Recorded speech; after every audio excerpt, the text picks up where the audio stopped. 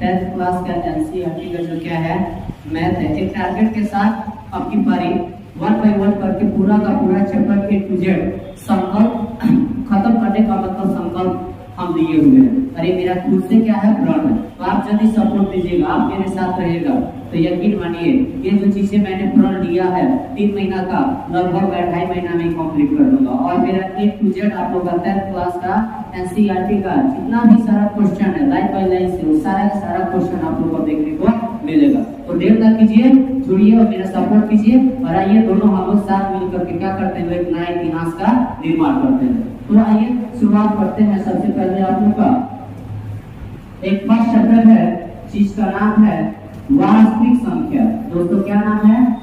वास्तविक संख्या। First chapter है दोस्तों जिसका नाम है वास्तविक संख्या। इस वास्तविक संख्या का दोस्तों इंग्लिश क्या होता है? रियल नंबर होता है। दोस्तों क्या होता है? Real number. रियल नंबर का हिंदी दोस्तों क्या होता है?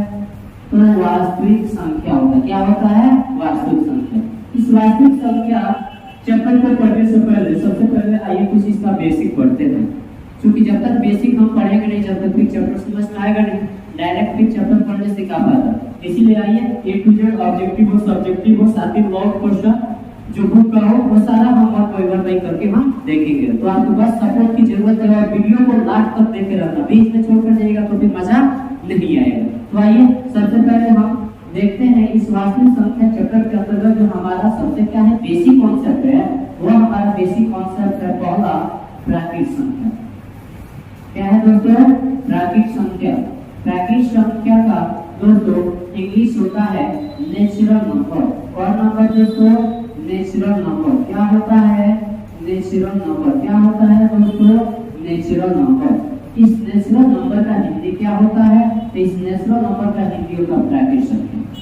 अब ये प्राकृत संख्या है क्या तो कोई नया चीज है नहीं। आइए हम थोड़ा सा भी इसको नया तरीका से बताने का आप लोग को क्या करें प्रयास कर रहे हैं। यहाँ पे मैंने एक शब्द लिखा है क्रमानुसार। तो दोस्तों क्रमानुसार का मतलब होता है लगातार। क्या होता है? लगातार। लगातार यानी जो एक क्रमबद्ध में हो। लगातार यानी जो एक क्या चीज में हो दोस्तों? तो एक क्रमबद्ध में हो। अब क्रमबद्ध में होने का मतलब क्या होता है? तो क्रमबद्ध में होने का मतलब होता है जैसे क्रमबद्ध में होने का मतलब तो क्रमबद्ध में होने का मतलब क्या होता है? तो क्रमबद्ध में होने का मतलब होता है जैसे हम बोले एक, तो एक के बाद क्या होना चाहिए? 2 होना चाहिए।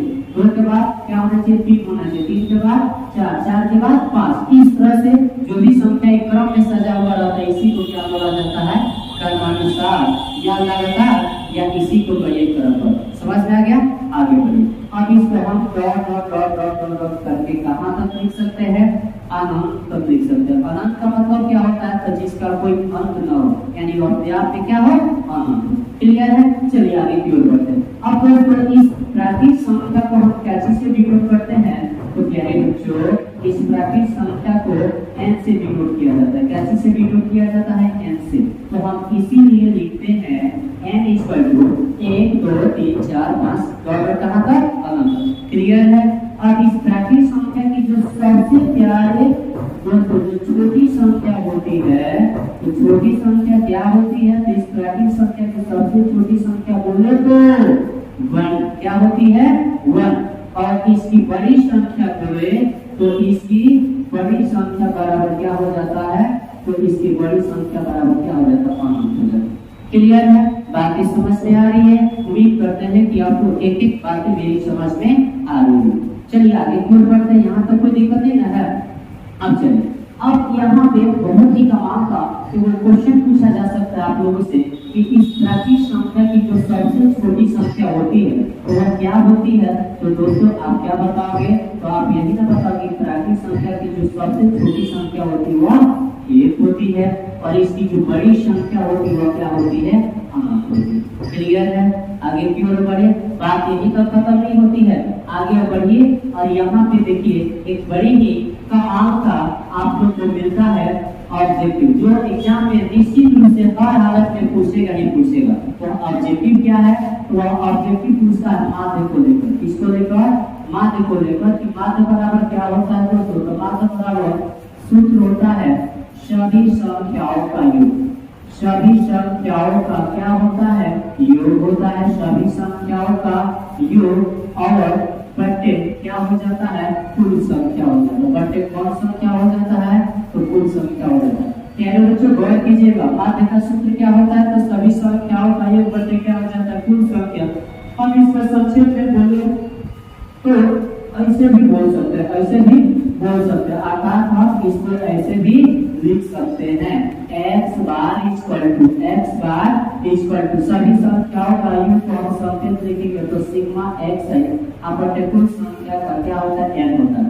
इस प्रकार से दोस्तों हम इसको क्या बोल सकते हैं, माध्य x बार बराबर क्या हो जाएगा, तो सिग्मा x आई बटे क्या हुआ, n हुआ। जहाँ सिग्मा x आई क्या है, तो सभी संख्याओं का योग है और n क्या है, तो कुल संख्या, और x बार आपका क्या है, बोले तो माध्य। क्लियर है, आगे बढ़ते हैं।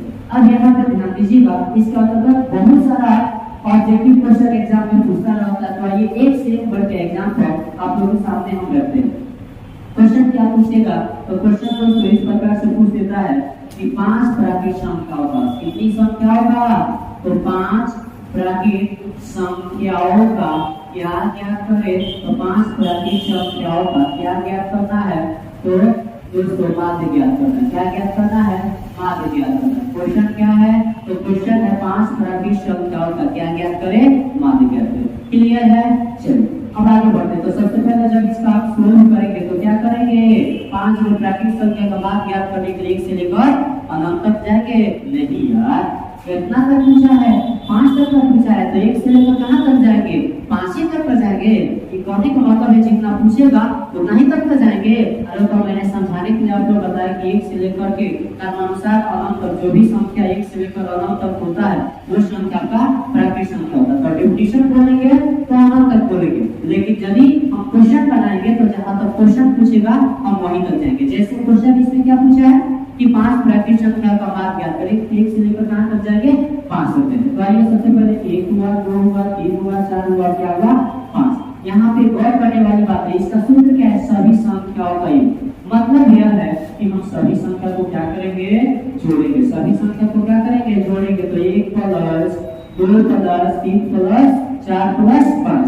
आप बटे क्या करें, कुल संख्या, मतलब ये कितना है, तो 5 है। काम करो 1 2 3 4 और 5। तो यानी इसका मतलब हुआ हम भाग करेंगे कितना से, 5 से। कितना से, 5 से। तो देखा जाए तो यहाँ सभी संख्याओं का योग होगा और कुल संख्या 5 हुआ। तो इसी का जो अनुपात होगा, यही अनुपात हमारा क्या होगा, तो यही अनुपात हमारा क्या होगा, माध्य होगा। तो हम यहाँ पे लिख सकते हैं माध्य बराबर, क्या लिख सकते हैं, माध्य बराबर। अब आगे इसको बनाते हैं। तो 5 में जोड़िएगा 4 कितना हुआ, 9, और 9 में जोड़िएगा 1 कितना हुआ, 10, और 10 में 5 में जोड़िएगा कितना हो जाएगा, 15 है। इस 15 में हम 5 से भाग करेंगे तो 5 यहाँ 15 है, यानी कि माध्य कितना हुआ, 3 हुआ। कैसे कोई दिक्कत, कैसे कोई दिक्कत, उम्मीद करते हैं कि बहुत अच्छा से समझे होंगे। तो चलिए अब आगे की ओर बढ़ते हैं। थोड़ा सा यहाँ ध्यान देने वाली बात है, इसी क्वेश्चन को आइए हम शॉर्ट में बताने जा रहे हैं। अब यदि क्वेश्चन एग्जाम में पूछेगा तो इसको जब ऑब्जेक्टिव में पूछेगा तो इसको इस तरीका से बनाएंगे तो समय ज्यादा लगेगा और क्वेश्चन कम बन पाएगा। तो इस चीज से बचने के लिए आइए एक शानदार मजेदार सा देखते हैं। आनंद सर के शब्दों में बोले तो जादू, क्या देखते हैं, जादू। यानी देखिए आप आनंद सर का जादू, बिल्कुल आसान है, बिल्कुल मिनट लगा, सेकंड पर होगा। और जैसा कि मैंने बोला था कि इसमें बहुत कुछ आप लोगों को पढ़ने को मिलेगा। और यदि अब तक आप बने हैं मेरे साथ तो आपको शायद समझ में आ रही है कि जहाँ तक मैं बोला था मेरी बातें धीरे धीरे सही हो रही है। और आप जहाँ तक सोच रहे हैं शायद वहां तक मैं केवल इस प्राकृत संख्या को पढ़ाने वाला हूँ। तो बस लास्ट तक मेरे वीडियो तक बने रहिएगा, छोड़कर बीच में जाइएगा तो फिर कोई फायदा नहीं होगा। आइए अब हम क्या करेंगे, 1 2 3 4 और 5। आइए 1 से लेकर कहां तक है, 5 तक है। कोई दिक्कत नहीं है। अब आइए इन सबसे पहले हम देखेंगे जो 5 है, जो क्या है, 5 है। आप बताइए जोड़ा और गुण का मतलब समझते हैं कि नहीं समझते, नहीं समझते हैं तो कोई दिक्कत नहीं। जोड़ा का मतलब होता है जैसे 6 हुआ, 8 हुआ, 10 हुआ, 50 हुआ, 100 हुआ, इसको हम क्या बोलेंगे? जोड़ा बोलेंगे। अब फुट का मतलब है 1 हुआ, 3 हुआ, 5 हुआ, 11 हुआ, 51 हुआ, तो ये सब क्या हुआ? फुट हुआ। तो अब ये 5 जो है जोड़ा है कि फुट है? तो आपने ये लगना ना कि 5 क्या है? फुट है। तो सबसे पहले हम इसका जोड़ा लगाएंगे, तो दोस्तों कितना कितना का जोड़ा लगेगा? 2 का जोड़ा लगेगा। कितना कितना का जोड़ा लगेगा? 2 का जोड़ा लगेगा ना। तो हम क्या करेंगे दोस्तों? 2 इधर खींचेंगे, 2 इधर खींचेंगे, बीच वाला 3 क्या मिला? यही आपका आंसर मिला। है ना कमाल का जादू? आगे बढ़े चलिए। अब इसी क्वेश्चन को, इसी जादू का एक और क्वेश्चन को देखते हैं। जैसे अब हम क्वेश्चन कर रहे हैं सेकंड नंबर क्वेश्चन कि 7 प्राकृतिक संख्या का मान क्या करना है? 7 प्राकृतिक संख्याओं का कितने कहा थे बच्चों? 7 प्राकृतिक संख्याओं का क्या ज्ञात करना है? तो माध्य ज्ञात करना। 7 प्राकृतिक संख्याओं का क्या ज्ञात करना है? माध्य ज्ञात करना। अब यहाँ ध्यान से सुनिए। तो 7 को प्राकृतिक संख्या का माध्य ज्ञात करने के लिए हम क्या करेंगे दोस्तों? पहले इसको और ऊपर कर देते हैं, थोड़ा सा सबर कीजिए। तो सबर का फल क्या होता है?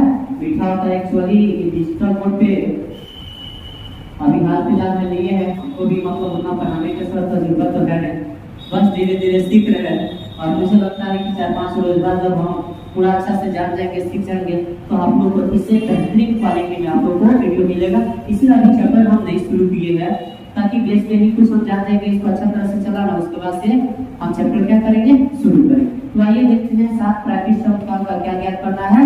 माध्य ज्ञात करना है। तो करेंगे क्या दोस्तों? अभी मैंने बताया, क्या बताया? 1 से लेकर कहां तक जाएंगे?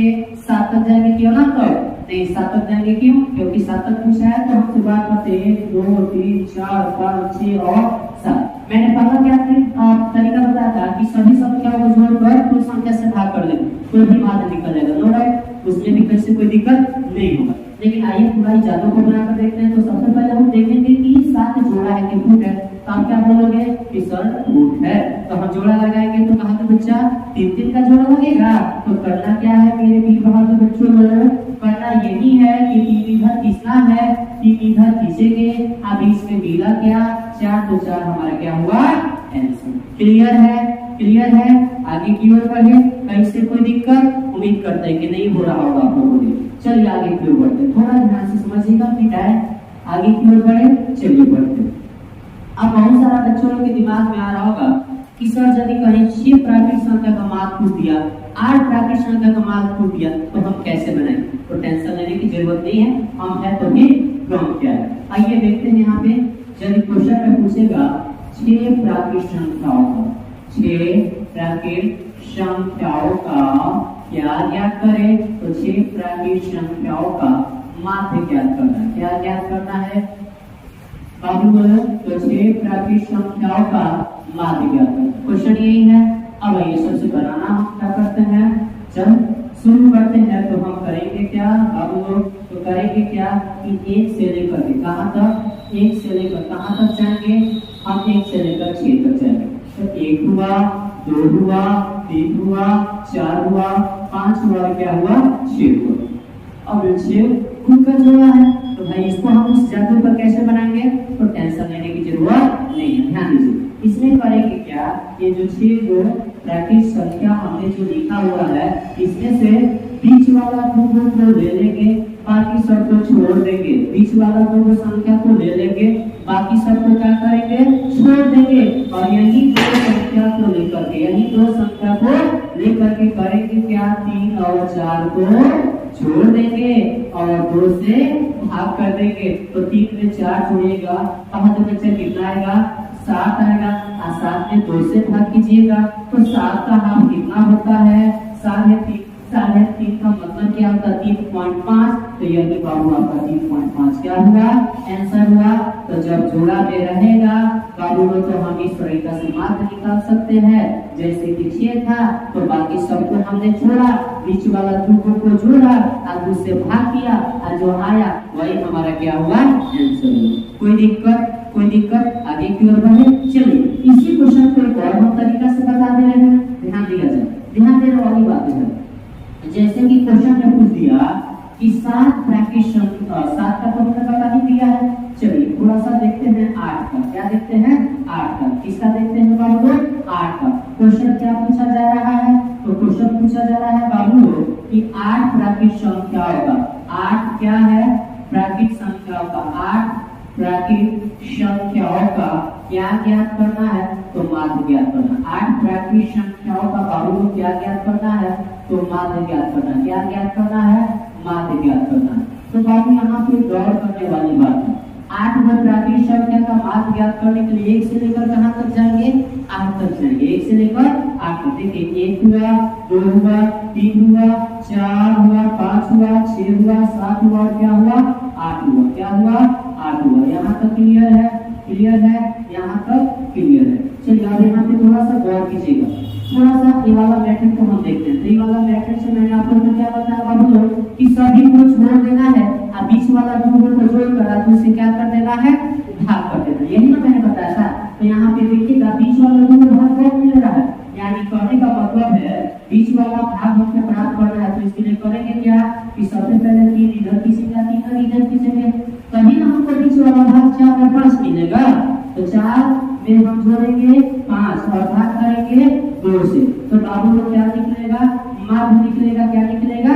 माध्य। यानी कि हो जाएगा माध्य बराबर 4 प्लस 5 बटे 2। अब इसको काउंट करेंगे तो 9 बटे का हो जाएगा 2 और 9 में भाग करेंगे बाबू लोग 2 से। तो 9 का हाफ कितना होता है? यानी अगला तो 4.5। तो 4.5 बराबर 4.5 यानी क्या हुआ? ये तो आपने टेक्निक देख लिया। ये तो आपने टेक्निक देख लिया। थोड़ा सा चलिए आगे की ओर बढ़ते हैं। यहाँ ध्यान देने वाली बात है और इसी क्वेश्चन को हम एक और आसान तरीका से बता दें। देखिए 1 से लेकर कहां तक जाएंगे? फटाफट 8 तक जाएंगे। कहां तक जाएंगे? 8 तक। कुछ नहीं करना है बाबू, ध्यान से सुनिए। इसमें करना क्या है? इसमें करना क्या है? तो इसमें करना यही है बाबू कि इस 8 को और इस 1 को क्या करेंगे? जोड़ देंगे। अर्थात पहली संख्या लेंगे और अंतिम संख्या लेंगे। अर्थात पहली संख्या लेंगे और अंतिम संख्या लेंगे और पहली संख्या और अंतिम संख्या को जोड़कर 2 से क्या कर देंगे बाबू लोग? भाग कर देंगे। पहली संख्या और अंतिम संख्या को लिए और दोनों को जोड़कर हमने क्या किया? 2 से भाग किया। तो देखिए तो 8 में 1 जोड़िए 9 और 9 में भाग कीजिए 2 से। तो 9 का हाफ कितना होता है? 4.5 यानी 4.5 क्या हुआ? आंसर। क्लियर है? क्लियर है? आगे की ओर बढ़े। उम्मीद करते हैं कि इसमें दिक्कत नहीं हुआ होगा कहीं से आप लोगों को। अब भाई इन तमाम सारे हम क्या देखते हैं? उन सारे तमाम क्वेश्चन को देखते हैं जो आजकल आप लोग के एग्जाम में पूछे जा रहे हैं। लेकिन उस क्वेश्चन को बताने से पहले आइए पहले एक और क्वेश्चन को देखते हैं। पहले एक और क्वेश्चन को देखते हैं। एक और क्वेश्चन क्या है? ध्यान से समझिएगा। ध्यान से समझिए। पेज खत्म हो गया है, इसको मुझे डिलीट करना पड़ेगा। तो डिलीट कर दें। चलिए डिलीट नहीं, इसको मिटाने दे दें। चलिए सबको मिटा दें। नोट कर लिए होंगे लोग। चलिए आगे की ओर बढ़ते हैं, सबको मिटा